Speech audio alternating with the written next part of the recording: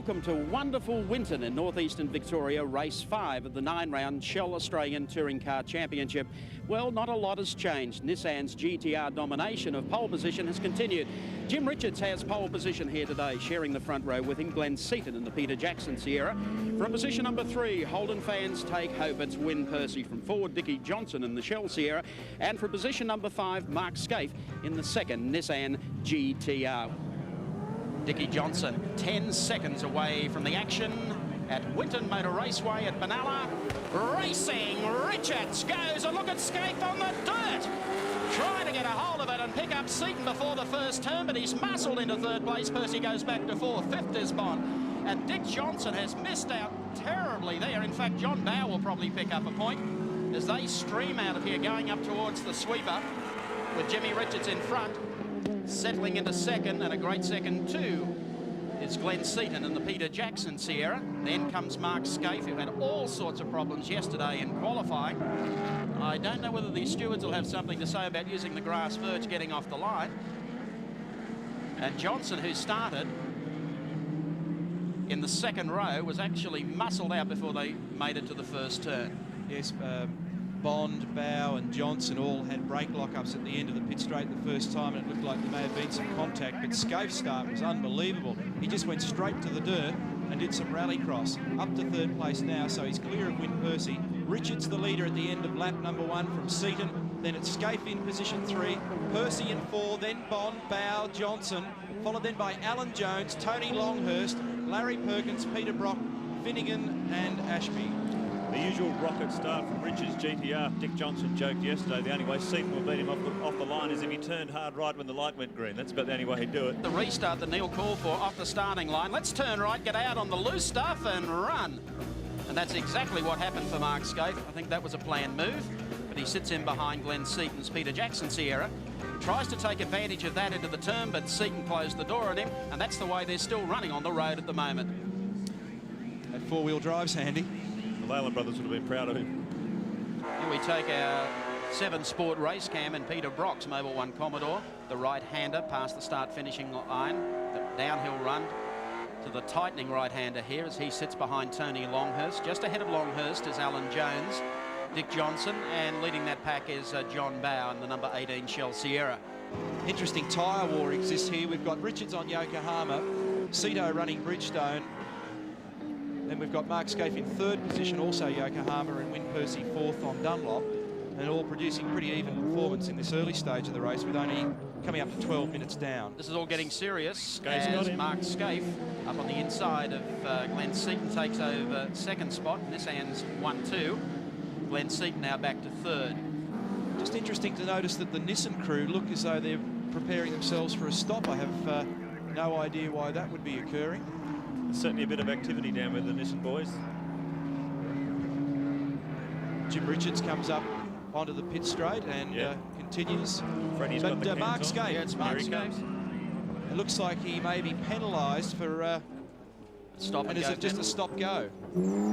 Yeah, it's a stop-go penalty. No spanners coming out. The car just comes in, stops, and out again. And that would have had something to do with his tractor trip down the inside along the grass at the start. So Skaife joins the circuit just in front of Colin Bond. I tell you what, they waited long enough to give him the penalty, though. Like, he's fought his way all the way up to past Glenn Seton. And then, I would have thought that penalty would have been on within the opening 3 laps. That's what happens in the States, anyway. Not real happy, Mike. I didn't think you'd be. No, I can't understand. Like, it's a bit late making that decision. Also, like, okay, that's the start. It was up in the grass, 2 wheels in the grass. They said 4. The stewards here this weekend are sort of getting a bit over cautious, I think, with what they're doing.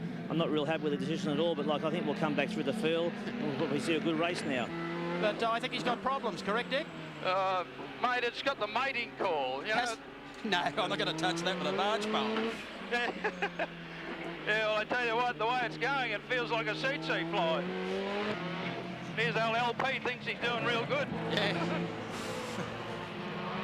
Actually, I was quite surprised, Mike, that...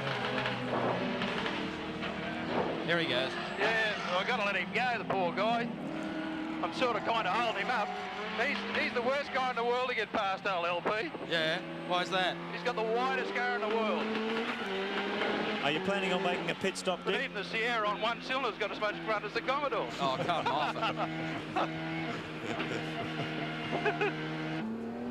This is his chance now, the back straight.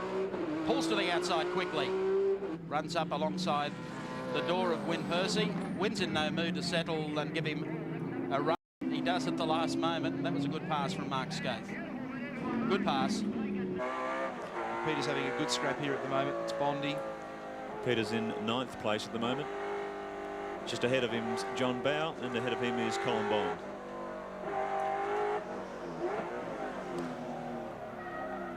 Whoops, and that was close, Rocky. Whoa, whoa, whoa, whoa. Even the experience can be all arms and legs at times. Here's the scrap that I spoke about before with Tony Longhurst getting closer to the back of Win Percy's car. We've talked on many occasions this year about the consistency of the BMW. Neither Tony nor Alan happy that they have a soft enough race tyre for this track this weekend. And look at Tony probing up the inside and makes the space and quickly goes underneath. Win was pretty casual then in his defence, so I'd suggest that he's unhappy with the grip that his car's got and not really interested in putting up a fight, knowing that Tony's going to get him anyway. So a slightly dejected Win Percy, I'd suggest, judging by the way Tony was able to do that so quickly. Probably a little bit disappointed. Here's the top of Nissan GTR. That's it. I couldn't think of the name of the rotten thing. And Mark Skaife at the helm, chasing Glenn Seton. Keeping in mind that Skaife has had that stop-and-go penalty. He's come clawing his way back through the field. Looks to poke the nose down, a little show and tell here with Glenn Seton. Mike, what you see from this view is how effective the Nissan is out of tight corners. Watch when it comes out of Penrite, which is the next right-hander, how much room Mark can play in where Seton can't. Look at this. Yeah. And then when he stomps on the gas here, it just goes and off she goes. All the grip in the world, and a pretty casual pass into second place. They could not have calculated any finer. That's not encouraging sound, is it? Here's some skid. Colin Bond, that was, with the rear brakes all locked up. He's still having stride, and it's still going. And Laughing Jack. There was about a 400-litre lose there. Bondi gathers it up. Bow takes the position away from him. And I wonder what was going on there. that started at the end of the back straight. That was like a 15-second lose for Bondi. Coming up for the run down the back straight now, you should see Seton switch to the inside. Here he goes. See you later, Dick. So, one lap put on Dick Johnson by young Glenn Seton. That'll cap off a great 26th birthday today because he's going to get a slice of the rostrum again. Well, we're halfway through the Australian Touring Car Championship, and that usually means that Bathurst is a fairly short time away. As far as Sierras are concerned, this will be the car to watch up there. Checkered flag at the ready, and it'll be Jimmy Richards to come out of the last turn. Here he comes. And the 5th round at Winton goes to Jimmy Richards. Teammate Mark Skaife takes 2nd. And 3rd place is in fact going to go to Glenn Seton in the Peter Jackson Sierra, car number 30. 4th to Tony Longhurst in the BMW, car number 25. Mark Skaife, I guess you're a pretty frustrated man, although it was a fabulous drive back through the field. Yeah, no, I think that's probably the hardest I've worked for a fair while, Crompo. It's off the line. You know, we were lucky enough to get down the grass there and not get punted out, and then to stop and go and come back through made us work pretty hard.